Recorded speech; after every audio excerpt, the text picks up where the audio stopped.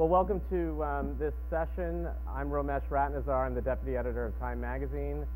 And this is a panel in which we'll be discussing international service and building bridges beyond our borders. And it's a topic, obviously, of great importance right now as we face great challenges abroad, and also at a time when our world is more closely connected than ever before. We have an absolute dream team of panelists here to discuss these issues, and it goes without saying that all of these people need no introduction, and because we're running short on time, they're not going to get one. So, but what I am going to ask is for each member of the panel to briefly introduce themselves and their involvement in international service, and maybe present some opening thoughts on the meaning and significance of international service today and some of the challenges in promoting service abroad among Americans today. So I think we'll start at the end of the table and move this way. So, Cicely. Good morning, everyone. My name is Cicely Walters, and first and foremost, I would like to thank ServiceNation for bringing us all together today, but also would just especially like to thank the Peace Corps for giving me the opportunity to share with you all today. Initially, I'm not going to lie, when I saw the list of panelists, I was pretty intimidated. I don't have a PhD, I've never written a book, I'm not a queen, I'm just a returned Peace Corps volunteer. But then I realized that it was exactly that, you know, that I had served as a Peace Corps volunteer that not only enabled, but hopefully somewhat legitimized my presence here today. My motivations for joining Peace Corps were pretty simple. I was a competitive swimmer in college, and although hadn't quite reached the level of success of Michael Phelps, felt that I knew a little bit about what dedication and hard work and commitment really were. I also understood that before not only taking, but before even looking for a job after graduation, that I wanted something that would test and really challenge me, a trial by fire, so to speak, of what I could be and what I could accomplish given limited resources. So did I join the Peace Corps to serve myself in addition to serving others? Of course I did, but I think that's what one of the greatest benefits of serving actually provides to people, and that's something that we can all relate to. When you're serving others, you're serving yourself as well. I didn't have any grandiose ideas of you know, single-handedly saving the world, but I did want to, when I heard people say the state of the world and how the world is such a terrible place and it's, you know, going down the tubes, I wanted to be able to really say that I did something to try and make it better. The Peace Corps spoke to me not only because of the opportunity to serve others, but its approach to country and community development through work in agriculture, environment education, IT, and small business, just to name a few. It was important for me to know that the Peace Corps is invited to host countries by their leaders. Also, Peace Corps' goals, providing trained personnel to empower others and create opportunities, along with the importance of cultural exchange between Americans and the people of other countries, was really unique. My 2 years of service was spent in a small town surrounded by coffee farms in rural Nicaragua. There, I worked on a variety of health projects with elementary and high school teachers, pregnant and new mothers, volunteer health workers, and other community members. From my 27 months as a community health volunteer in San Juan de Rio Coco, Nicaragua, I've gained so much. I know another language, which is enabling me to be a better communicator and to be more marketable as an employee in this more globalized and interconnected world of today. I've been made to be acutely aware of and appreciate my own culture while simultaneously integrating into another. Most importantly, I had the privilege of becoming an integral member of my small community and gaining a perspective, a global and community perspective that will serve me for years to come. Volunteer service has given me so much more than I could possibly give back. This experience has shown that I am much more responsible, capable, and stronger than I had ever imagined. I truly believe that everyone deserves the chance to discover the potential in themselves. I thank the Peace Corps for showing me mine. Thank you.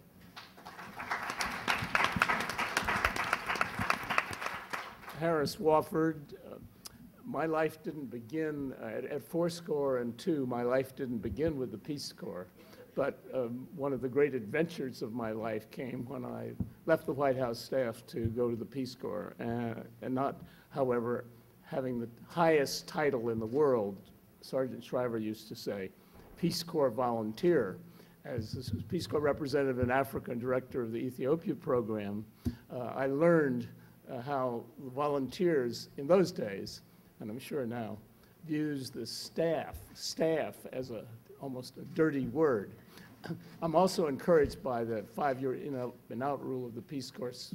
The principle was that pretty soon Peace Corps volunteers coming home would be staff with the first-hand experience. But my beginning in falling in love with the world was at age 12 when my grandmother took me around the world for 6 months on tramp trips, often on freighters. We saw Mussolini take Italy out of the League, and we looted Shanghai and saw Mahatma Gandhi in the streets of Bombay, etc.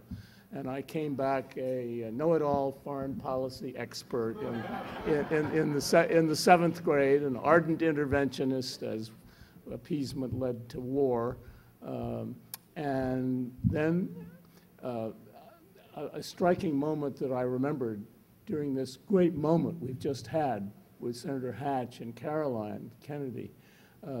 I remember going after the Army Air Corps in World War II on a troop ship converted to a student ship that were first time taking students back to Europe. And there were a group of 20, 30 young men, as Joe Biden once said, you know, good looking, clean, things like that. I cornered one and said, well, what are you all about? Because they were singing beautifully, too late at night, night and day. And one of them said, well, when a young Mormon man comes of age, the question is not, will you do service, but where will you do your service, at home and abroad? And we're going for our service mission overseas. Senator Hatch did his at home. And I said to myself, you know, that's the kind of experience that all Americans should have. And so I did have the chance to serve in Africa on the staff for 2 years in the middle of the 60s.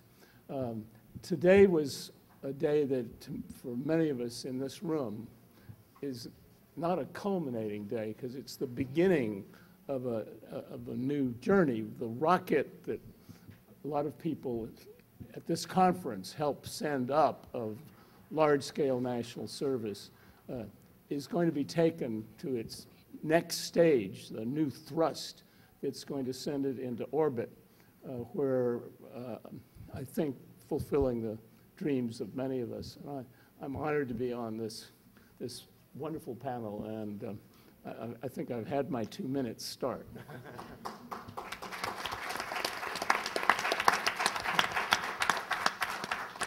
Go ahead, Jeff. Thanks very much. I'm Jeff Sachs. I definitely have the best seat in the House between a prince of a politician and a wonderful queen and a global leader. Let me make a few quick comments. First, I think it's notable that when the Peace Corps was founded, it was called the Peace Corps, not the Development Corps, because we're talking about nothing less than peace at stake right now. The world is on a path of war, and our country is warlike, I'm sorry to say, and we spend vastly more on war than we do on solving problems before we get to conflict or on solving conflict. We're spending $700 billion this year on the military and $4 billion on development assistance in Africa. This will never get us security in a million years. So when we talk about the Peace Corps, we should take cognizance of what we're saying. We're talking about a choice between making peace and making war. And we're on a wrong track right now, and it's very dangerous, actually. So I have to say that because I am very worried about our time. We're not ahead of the curve, I can also tell you. We're not solving problems, we're not winning wars, and we're not getting to the root causes. All of the places where I'm working around the world as a development expert and as a special advisor to the Secretary General are facing calamitous environmental changes, rising populations, climate change, increasing drought, increasing extreme weather events, soil and land degradation, hunger, disease, pestilence of their livestock, and we're strafing and bombing villages. So I just want to give you a clear view. Now, the only solutions to this will be global cooperation, and the cooperation will have to be across sectors. Service will be part of it, a critical part. Service is not the whole story. We need massive government-to-government efforts also to finance large-scale infrastructure, irrigation, clinics, schools, community health workers. We don't do this in our country anymore. So I don't want people to leave with the idea that service is going to solve these problems alone, because it won't. Not even close. I run the numbers for my life. That's what I do for a living, but it's more than my living. It's what I do for my life. And I want you to know the numbers. 40 years ago, it was said, give 1% of income from the rich to the poor countries. We've never come close since the Kennedy years. We right now are giving 0.2 of 1% from this country, 0.16 from government, about 0.06 from the private sector. It's a shame, given the risks in this world, how little we do. Now, the reason and I know I will not be long. The norm is, and we agreed, that government would give 0.7 and the private sector 0.3. So it was already understood 40 years ago in a famous document called Partnership for Development that it should be both the public sector and the private sector in partnership. We don't come close on either count, not even close. And so the problems are getting way out of hand. We need holistic approaches that understand how people really live and what they need. Most of the poor in the world are in rural areas still, under increasing stress. They need help with agriculture, with health, with education, and with infrastructure. And those are things that together the private sector, the Peace Corps, and the public sector through government-to-government programs can provide. I lead a project for the United Nations called the Millennium Villages Project, which is a holistic approach to these challenges. It works. It works at small scale because that's the scale we get it financed. When it comes to the big donors like the United States government, they turn aside. We have no money. I can't tell you how many ambassadors take me aside from our country and complain bitterly about our foreign policy, because our ambassadors have no money to solve the problems that they see before their eyes before they get expelled from the countries where they're ambassador because of the unhappiness that we're facing. I would like to see the Peace Corps be more holistic, because if it were better funded, it could be more holistic. Rather than one project here, a different project there, it could do holistic projects, but it's not funded for that right now. Finally, two more things. One, we can use information technology very powerfully right now.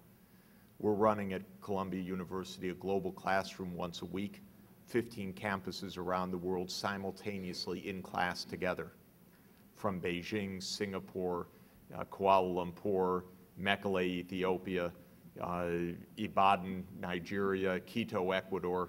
It's wonderful what we can do now if we're creative. We're trying to get school-to-school links from villages to American school kids. That way they can understand the world, not filtered the way it is right now, but by making direct connections with their fellow school kids around the world. And I think that that's extremely promising. Final thought is that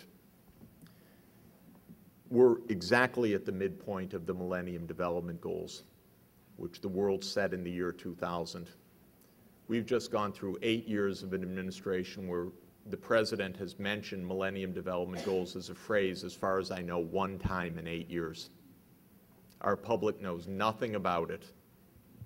They don't know what we're not doing, what we are doing, what we could be doing, what we promised to do, because our public can know nothing about things if we don't talk about them.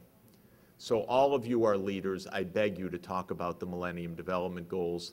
And my little campaign is we get them mentioned in the inauguration of the next president, so that we tell the world we are committed to solving global problems. Thanks.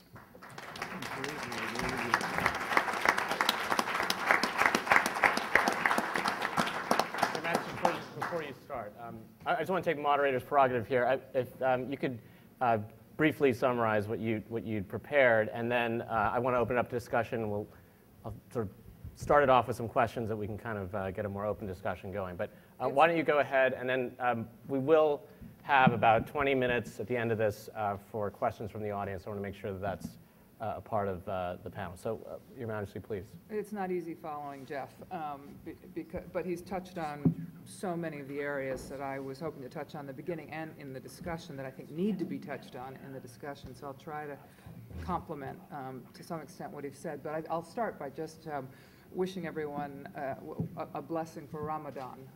We are in the holy month of Ramadan, where Muslims emphasize self-sacrifice, spiritual renewal, compassion, charity, family, community. And these are rituals and values that are shared by the monotheistic faiths, and certainly relevant to the many different angles at which we're coming at what ServiceNation is all about. I'm a global citizen who has a heart very much a part of this country and a part of another part of the world, and as a result know how close these two worlds are and how effective partnerships can be between peoples in these different worlds, especially when Cecily is one example, and Senator Wofford is one of my great heroes, because as a child growing up in the 60s in Washington during the Kennedy administration, the Peace Corps was my goal for life, written down in my journal. And that inspiration has been a driving force throughout everything that I have done.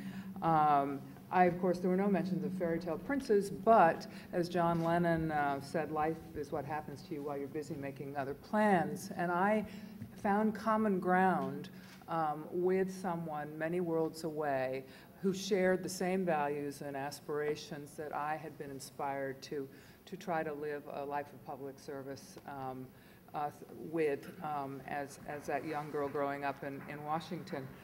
Now, earlier there was mention made of the relationship or the image of the United States in different parts of the world. It's not just in the Arab and the Muslim world, which is emphasized, but really throughout the world there has been we are at a sad low. And I would say that in my experience, not only in our region, but in other parts of the world, well, not just the Peace Corps, but other efforts, service efforts, American based or UN based, and Jeff and I have been in Central Asia together, and I have worked with a number of other organizations that are either US or US partnerships with others around the world.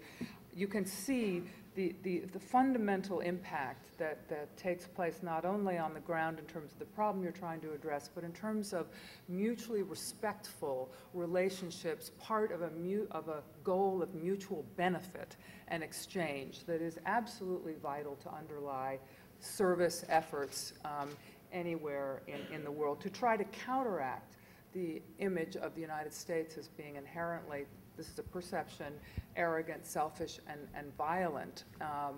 That we need to restore the balance that used to exist, where the United States was known as a beacon of values that placed emphasis on liberty, freedom, human rights, and opportunity. What Jeff was saying, the reason the Millennium Villages projects works is because this is a ground-up kind of operation that is based on listening and collaboration and partnership, the only way that any kind of service internationally really has a chance of surviving. And he again mentioned many of the areas where there are opportunities for not just Peace Corps, but for executive services, for people who have professionals and others later on in life can make a contribution, whether it's climate change, dealing with poverty, dealing with technology problems, developing entrepreneurship in different developing countries, etc. I would just finish, I'm sorry for going on. The Prophet Muhammad, peace be upon him, said, "The best of men are those who are useful to others." And let me just leave with that and the hope that all of us together will be finding concrete ways that we can advance that process.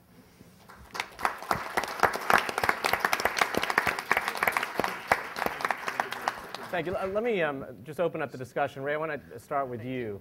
I think since 9/11 in particular, I think most Americans or many Americans have come to understand that the problems of poverty, disease, underdevelopment, other parts of the world can have an impact on our security. But how in a kind of real, everyday manner can we convince ordinary Americans that the problems that we face and these huge challenges we face overseas have some direct relationship to them, and that it's worth their while to get involved in trying to solve these problems? I was thinking, excuse me, I was thinking when Jeff was speaking, he and I were visited by the general in charge of NATO, who came to talk to us about the importance of the Millennium Villages. And he said, what you guys are doing with those Millennium Villages is more important than what we can do militarily for world peace. And he's since left, he's General Jim Jones. And we were both stunned by that. And he was telling us that a number of terrorist groups had gone to the desperate villages in Africa and began to brainwash the people there. And there was nothing that NATO could do militarily, but giving the people the hope through the Millennium Villages was turning them back toward wanting to be supportive of the United States. And we've done the same thing with malaria, you know, a disease that's killed 50 million children as a result of partnerships, mainly led by U.S. organizations. We've been able to come up with a plan where we think we can get to 0 deaths by 2015, and efforts led by Elizabeth from the UN Foundation called Nothing But Nets has really engaged a lot of Americans. And so malaria has wound up on the American Idol show. The National Basketball Association, Major League Soccer have adopted it. And about 2 months ago, there was an article in the New York Times that said raising money for bed nets to save children's lives in Africa from malaria had become one of the cool charities. So I think if the opportunities are presented to the American people and they can see that there is a tie-in, not just to their own ultimate security, but in humanitarian accomplishments, saving the lives of children, I don't think there's any difficulty in getting Americans engaged. Amy, is that something that you are seeing among undergraduates at the University of Pennsylvania and all the other institutions that you're involved in? I mean, is that something that young people seem to understand and grasp? And what sorts of programs are you promoting at the University of Pennsylvania to encourage that? There's no doubt a passion for service among young people in this country. The doubt is whether we're going to fully realize that passion. I'd just like to take off from two paraphrase. Walt Whitman, I contain multitudes, we contain multitudes, and Ben Franklin and many others have been said to say, tell me and I forget, teach me and I remember, involve me and I learn. We learn and grow through service, and I've seen it on the ground. And let me give one example, Ramesh, and suggest how much this example is being multiplied and needs to be multiplied over and over again. 2001, just about 9/11, 2 doctors from Penn were deployed to Botswana. They were experts in infectious disease. Botswana had an AIDS pandemic. Today, those doctors and hundreds of other Penn undergraduates, nurses, doctors, residents are working in partnership with the University of Botswana to build Botswana's first medical school. They have brought the AIDS pandemic under control.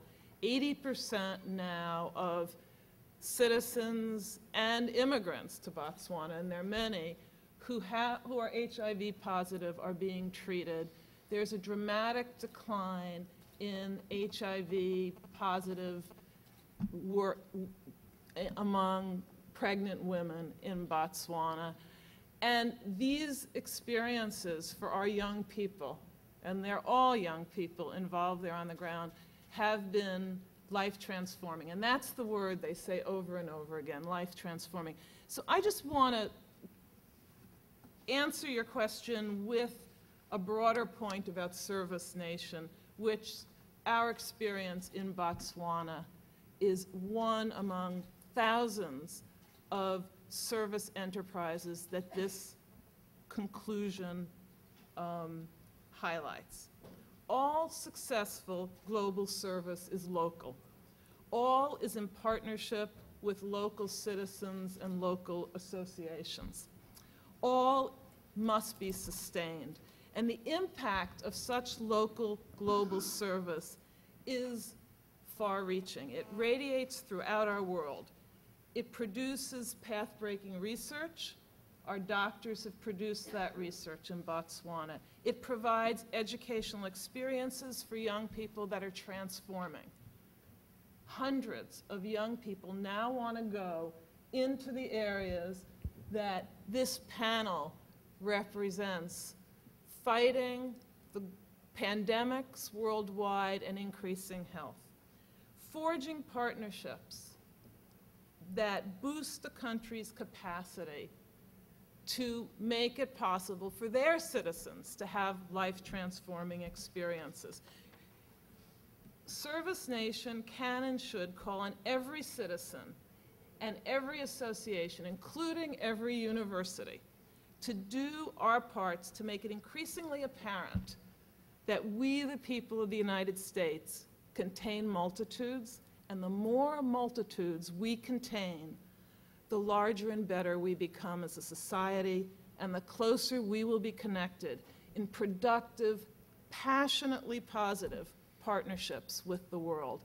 That's what our young people want, and they deserve no less, and we should give them the opportunity to realize their passion.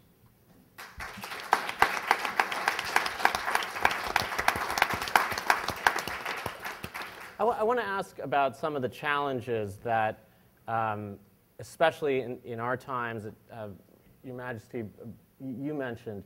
When you look at the areas that you spend time in, especially in the Middle East and throughout the Islamic world, how open do you think these societies are to the presence and the introduction of specifically American volunteers? And what kinds of, is it a matter of sort of our identifying the kinds of projects where we can have a constructive impact, and are we identifying those kinds of projects? Number one, yes, there are a multitude of stories. There are Peace Corps stories. There are stories of medical corps. For example, I think one anecdote of an Iraqi woman who was terribly injured and cured by an American medic with support in Jordan, who spoke of her life having been saved after having been through the ultimate nightmare, really, for her family and her community. Peace Corps volunteers will come back, and I think one of the key elements, you alluded to it, is it isn't just a question of going out and teaching or of introducing a model for development, whatever it might be. It's a question of those who serve must move forward, and whether they're foreign service or they're serving in the capacity we're talking about, they must move out with, first of all, a priority of listening. They have to be willing to listen. They have to be open to learning as they are giving of whatever experience they have. And Peace Corps volunteers and others will come back and say their lives have been transformed because they were open to that, or because there was an organizational structure that enabled that. And Amy said two things: sustained. The response to the tsunami in Asia that had such an impact actually among so many Muslims, it actually started to raise the level of, lower the level of antipathy in many Muslim communities. A year later, people went back to that area. It had not been sustained. And there was resentment and frustration where there had been an incredibly positive response. It's a rather dramatic example of something that on a smaller level, village by village, country by country, there has to be follow-up. There has to be a sustained approach. And capacity building is what it should all be about. Not about the organizations that go in, and so many great ones do, but many of them go in and are perceived in many parts of the world to be there for themselves, you know, to promote themselves, to give jobs to people of their own countries, and to create a self-sustaining bureaucracy. It should be, in fact, to develop capacity on the ground. And then you have a wonderful response. You have a sense of partnership, and you have a sense of mutual respect and working for a common goal. Senator, I mean, I wonder whether you can pick up on that and talk about whether these are things that the U.S. government should be involved in, or whether in some ways it's better if these things are handled by organizations that are not necessarily seen as, you know, partisan or agents of the government.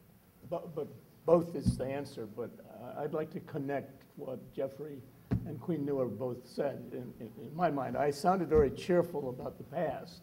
When I look at the Peace Corps, it is a lost opportunity because I fully agree with Jeff that major public government investment is going to be needed for America to do its part to meet the Millennium Goals. Fellowship in India in 1949, and a book about it came home, and for some years, getting real major investment in economic development was what our book, India Fire, called for. And long before I was interested in international volunteering, it was in major investment in economic development aid. And I don't think until we've faced that fact of the need for major investment in the service world, will we get, and until we really connect with the problems of the world that people think that the service is going to help solve, will we get the public investment. Now, lost opportunity because President Kennedy turned to several of us on his staff who were helping him, helping Shriver on the Peace Corps when he was saying goodbye to volunteers on the lawn, and he turned afterwards and said, this will be really serious when it's 100,000 a year, and then in one decade there will be 1 million Americans who will have had, in the numbers, those numbers, will have had the ability to make a difference on one problem after another in the world, and we will, for the first time in a decade, have 1 million, and then as the decades come, more as a constituency for an intelligent foreign policy. And the Peace Corps reached 16,000. The Vietnam War came. The resources were taken away from it and the war on poverty. It fell back at one point almost to 2,000. It's inched up. The doubling of the Peace Corps, making it bigger, better, and bolder, that there's a big campaign on by the returned volunteers, would take it back to where we were in '66. Just think if there had been 500,000 Peace Corps volunteers at work in the Islamic world, what might be different in our country today. I think today we saw a bill, we heard about a quantum leap in public investment that the Kennedy-Hatch bill is proposing. That's to get AmeriCorps from 75,000 to 250,000, plus the other creative things at home, is a huge investment. And secondly, the bill is pointing the way to the Global Service Fellowship that a number of us out of the Brookings study that we were on initiated, and 2 senators have a bill in for it. The Global Service Fellowship that's part of this new bill will be important to universities and to the nonprofit sector if it's large, if it's a large investment. Duke has shown what a university can do with a Global Service Fellowship with its students. But the Global Service Fellowship is to close the gap that, the Peace Corps is 2 years commitment. Some of the best commitments are going to be 6 months or 1 year, particularly if you're seeking high-skilled people, it might be 3 months. And I hope that this little panel we have and this team here in the room and the rest of the ServiceNation coalition will realize that to take on the question of how service can really contribute to the development and peace in the world, we need a whole new, hard-working weekend of brainstorming and combining to take the quantum leap internationally that this bill is going to, I think, give us a real chance of taking at home. Thanks. Let's bring all of you into this discussion. If you can keep your questions brief and try to address them to a specific member of the panel, if possible, and no speeches, please. So why don't we just start, the back there.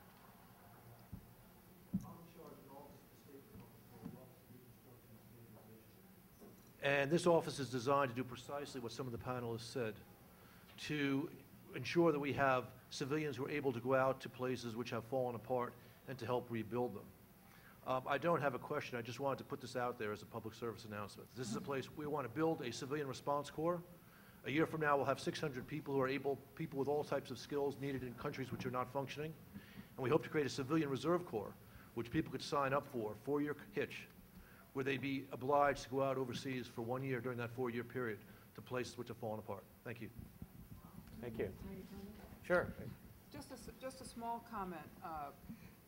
What I think is absolutely essential for that kind of enterprise to succeed, that is an important component part of what Peace Corps people bring back, but also especially what professionals and retired executives and others can bring back from their levels of contribution abroad, is perspectives that need to be factored into decision making and into policy making.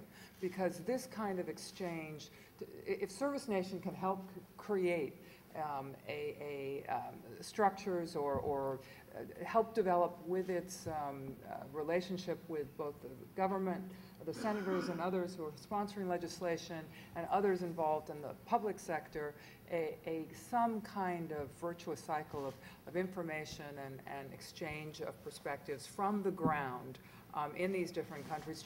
That's the only way reconstruction and conflict recovery can occur successfully, as we've seen in the recent past, is if you're listening to people on the ground and getting perspectives from people who actually are in touch with people on the ground and are asking what they think they need, and then working with them to ensure that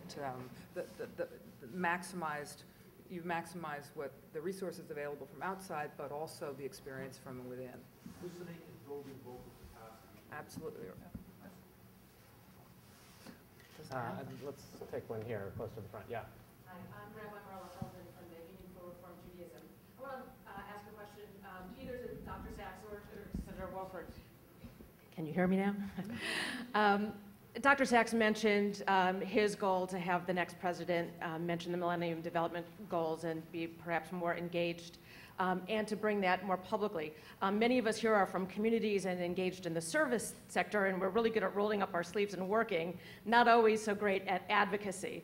So I'm wondering if you or the Senator or others could share with us how we in communities can become more effective advocates to meet that goal and to engage our government more fully in fighting and addressing the Millennium Development Goals.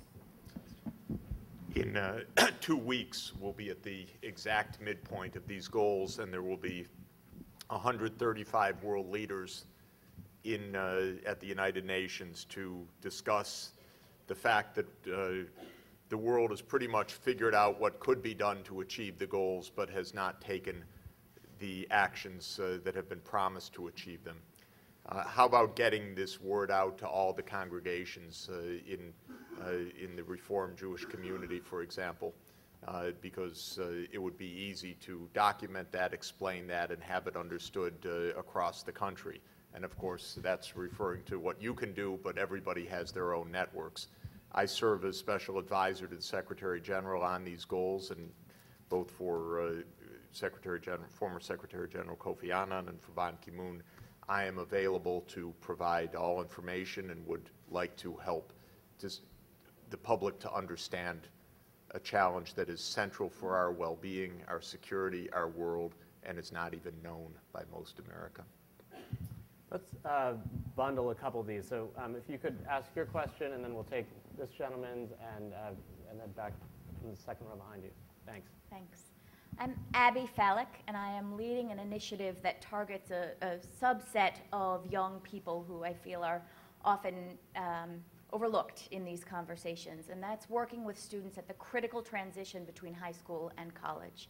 And we've seen Princeton lead the way with their new initiative that's supporting 10% of their incoming class to take a year before they start and engage in international volunteer service. My venture is called Global Citizen Year, and we're looking to institutionalize opportunities for young people from all backgrounds to engage in a year of global civilian service before they begin college, so that they can bring that passion, perspective, and purpose to school from the get-go.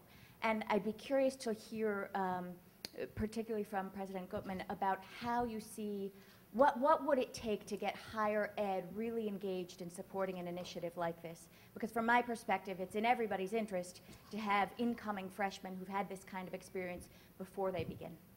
Thanks. Okay, why don't we take yours? Thanks. Hi, I'm Steve Rosenthal, Chairman of the Building Bridges Coalition and Executive Director of Cross Cultural Solutions. And I want to ask the panel's come up with some terrific concepts that we should all be focused on, and you're speaking to a room of leaders who really represent all of, I would hesitate to say, but most of the volunteer agencies that are out there. You're speaking to leaders from the Peace Corps, representatives of the largest organizations that send volunteers overseas. This year, we'll send, as a collective group, 90,000 volunteers overseas by most counts. The Peace Corps represents a component of that, as well as many private nonprofit organizations. And so we have a thriving field. There are tens of thousands of Americans traveling overseas to provide service, exactly in line with the concepts that you've pointed out that are most important. We need to build a bridge, though, of awareness about how we can get more Americans to serve and to make this a national priority and to have government funding. So I'd like to pose an open question to the panel members. How can you all help us in terms of raising more awareness and giving us advice in terms of how to generate government support and awareness from the American public that there are things that they can do to get overseas? Thank you. And let's take this last one. Dave Caprera, direct the Brookings Initiative International Volunteering Project. And just one announcement, Steve's group and Kevin Quigley with the Peace Corps Association are the advocate points for the international plank on ServiceNation that Senator Wofford and Bridgeland and we helped develop. So we look forward to working with everyone here on advocating to pass the fellowships, double the Peace Corps, and authorize VFP. I just returned from Kenya and Mongolia, and as I go around the world, I see a thirst for other countries that want to build up their approach to Peace Corps and engage, around the agenda that Jeff laid out, waging peace with MDGs, the Queen laid out in terms of the interfaith dialogue and engagement. So what thoughts might you have for a globalized approach to Peace Corps, a more multilateral approach of alliance of NGOs, faith-based groups, nations, even UN, working more collaboratively on these questions? Thank you. Ray, do you want to take that question? How do we take the Peace Corps model and help other countries build their own? I think focusing on something like a model and then developing a business plan of what elements, what steps, what would the roadmap look like to get from here to there. And in that context, listening to everybody, we're talking about service in general, we're talking about these large concepts and even the Millennium Development Goals. By the time I describe the Millennium Development Goals and I get to the third goal, I see the listeners' eyes glaze over.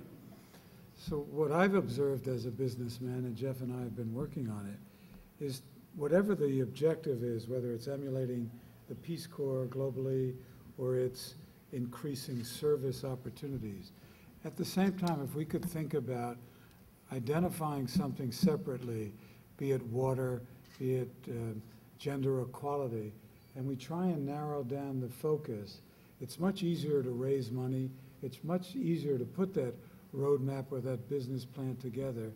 And if we could take each Millennium Development Goal, develop a separate branding and marketing plan, budget, fundraising, and the methodology for executing it, I think we'd be much more successful than we've been in the past.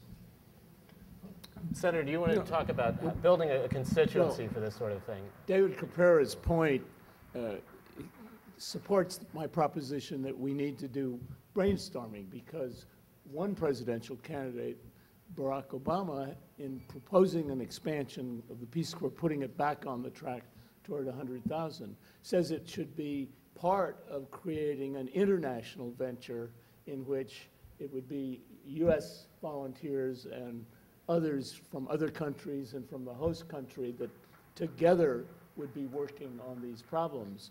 And I think that one of the ideas that we ought to explore is how you would make it more multilateral, including a two-way with the United States. In other words, I think the international potential for service as a strategy to solve problems is going to take some real combined effort, the way most of the effort for this service nation has done for a common agenda for action on expanding a quantum leap in domestic service. And Amy, on the gap year question and encouraging students to pursue service before college, what do you think of that proposal? I think that we will be seeing more and more students using those opportunities for a gap year. I also think, however, that it's really important not to get tied to one mold of exactly when people, and let's just focus on young people, are best prepared to serve. So what ServiceNation could do, which goes to your concern as well, is put together a website where all the there are links to all the service opportunities that exist. We have found that Teach for America is great at recruiting on our campuses. They're as great as Goldman Sachs is on recruiting on our campuses, and Goldman's very good, given that Wharton sits at the University of Pennsylvania.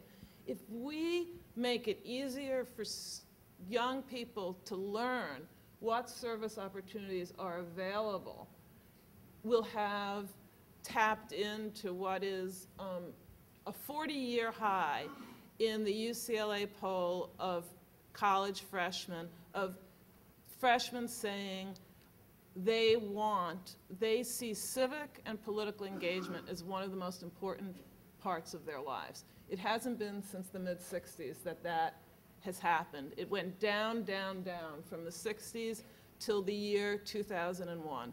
And something happened, as we know. Something happened that galvanized young people after 2001. We have to tap into that, and one way of tapping into it is not only the opportunities that are available, but the internet and a website that makes it clear what all the opportunities are. Cicely, do you want to just briefly plug how people can get involved and where they should turn to for more information if they want to leave here and head out? The third goal of the Peace Corps actually speaks to return volunteers, in turn teaching Americans, whether that be their family, their community, their schools, about their service and what they learned, and teaching everyone about the country in which they served. And I feel like the United States in and of itself is so diverse, and I think it's important to harness that diversity and educate ourselves and others. I, for one, have taken a great opportunity, and I've got a bunch of friends who are teachers, and I've offered up my services, I guess you could call, to middle school and high schoolers to talk to them in different leadership capacities just about the globalized world that we live in and about how my service has changed my life. And I think United States citizens are doing themselves a disservice if they're not learning about the world that we live in. And it's important for me to inspire international service at a young age and really get into classrooms and talk to students about the world that we live in and talk to them about how exciting and challenging it is and how they can be a part of changing it for the better. There was one more. Oh, yes.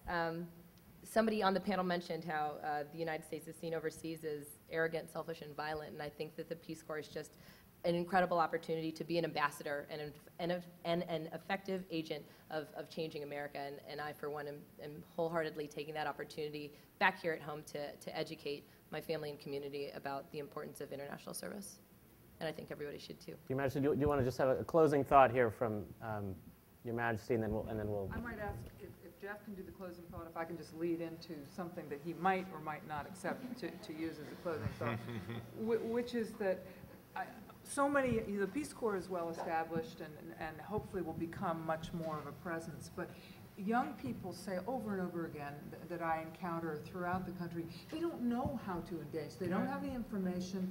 The NGOs and other organizations are not recruiting. They're not actively recruiting, like ROTC, for example. And that conversation came up yesterday. Well, there should be more active recruitment. Absolutely. There should be better information available, as Amy said.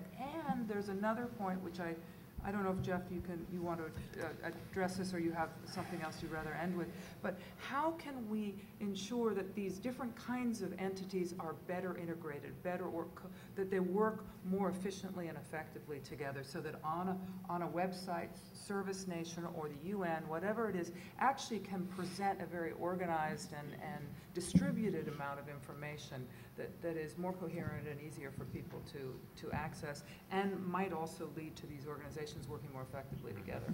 Huh. A small agenda. But Who better? There you go. The poor and fragile places that we're talking about have national plans, they have strategies, they have needs, they've thought about these issues, they need help. It's within the context of their plans and actions that we can provide help. Things like the Peace Corps fit in and need to fit into national needs and strategies, and host governments, if we are responsive, can help to guide things so that there's coordination. That doesn't work the way we have behaved. I would like to emphasize to our State Department and especially to our Defense Department. We haven't had a clue as to what national plans are, not made by us, but made by them. Since I'm in that business, I can tell you straight out, we just can't even listen. Of course, when we do listen, we hear that they need help, and then our ambassadors say we have no money in the budgets for help. So there is a very big problem, but coordination could come from the recipient countries, which would see how these efforts can be harmonized in a better way to support national efforts. Let me point out, putting young people on the ground is expensive. It's not cheap. It also solves very little when they have no tools. So it sounds good, and it is good, and I'm a supporter of it, but the point I was trying to make is that unless we're investing at much larger scale than we are going to educate a lot of young Americans, which I'm all in favor of, desperately and urgently, but we're not going to solve real problems on the ground. So one of the things the Peace Corps needs to do is also to understand better what a development strategy would be and how it can contribute to that. And then a new president has to understand what a real budget is. It's not only adding up the number of volunteers, but the tools that go along with that. I'm in the business of adding up the cost of bed nets and medicine and fertilizer and seeds. That's, again, what I do for a living. We don't do this. I was so heartened to hear Senator Wofford explain President Kennedy's view, because I've lost all hope that anyone in Washington could do arithmetic. Now, I know the senator can, and I know that President Kennedy could, but the whole game in Washington is to avoid the kind of arithmetic that he talked about. Scale, costs, spreadsheets, how much would it really cost to do these things? So all the goodwill in this room will not add up to solutions. That's the world we're living in. We're not ahead of this wave right now. And that's because we're not investing in it. And it does, in the end, come down to arithmetic, moral arithmetic and financial arithmetic. And in neither case are we doing our job right now. Final words that I want to say. Please let's use information technology more effectively and partnerships more effectively. Universities should be online with universities around the world. We should be partnering IT is very inexpensive to create relationships, knowledge, exchange, and every day it becomes less expensive because this is our most dramatic area of technological advance. And so there are a lot of things we could do now that even 1 year ago we couldn't do. And I would say that we need to look for those solutions as well. I think we've run out of time here, so luckily we can all spend the weekend with Senator Wofford and discuss this some more. Please join me in thanking this wonderful panel.